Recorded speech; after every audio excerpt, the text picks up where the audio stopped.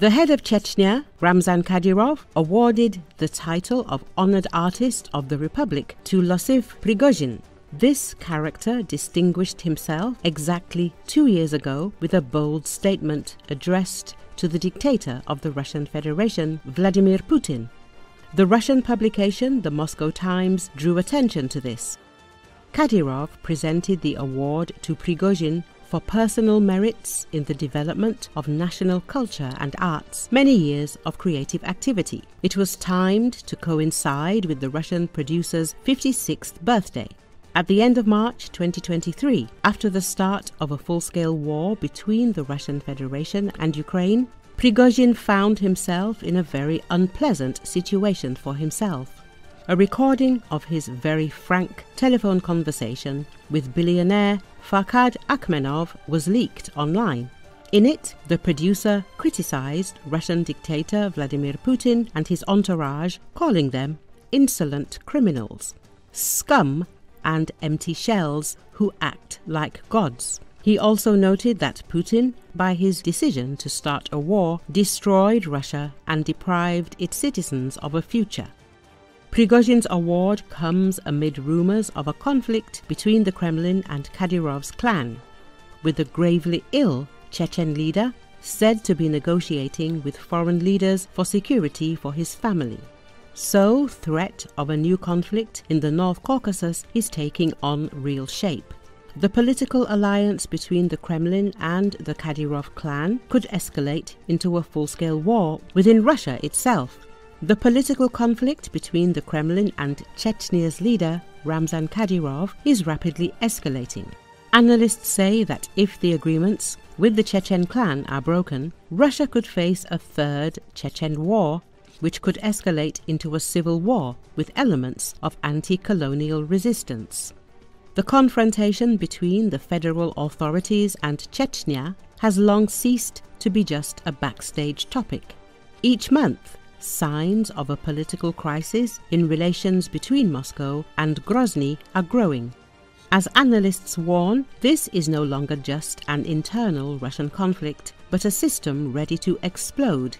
According to the publication Important Stories, Ramzan Kadyrov has been in secret talks with Middle Eastern leaders in recent months to secure security guarantees for his family and assets after he leaves office. The FSB uncovered these contacts, which sharply irritated the Kremlin.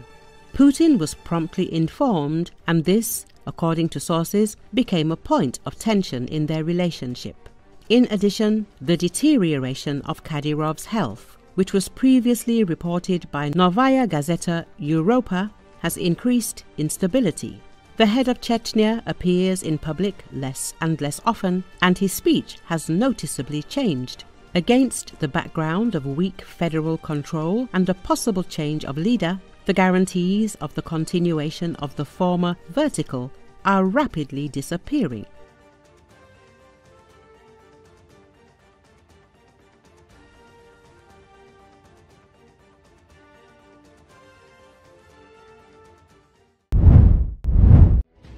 Suspected U.S. airstrikes battered rebel-controlled areas of Yemen into Wednesday, with the Houthis saying the attacks killed at least 6 people across the country.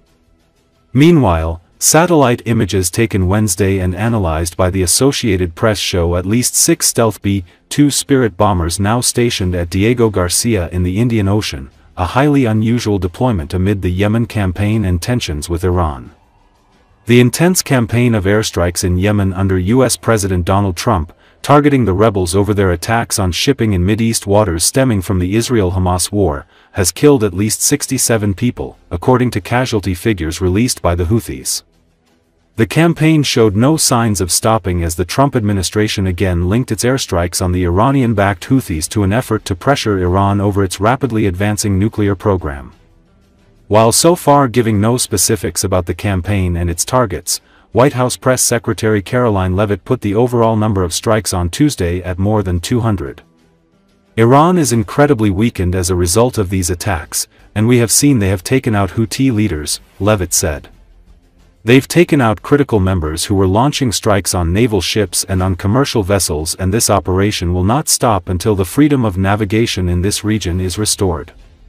The Houthis haven't acknowledged the loss of any of its leadership so far, and the US hasn't identified any official by name. However, messages released by the leak of a signal conversation between Trump administration officials and their public comments suggest a leader in the rebels' missile forces had been targeted.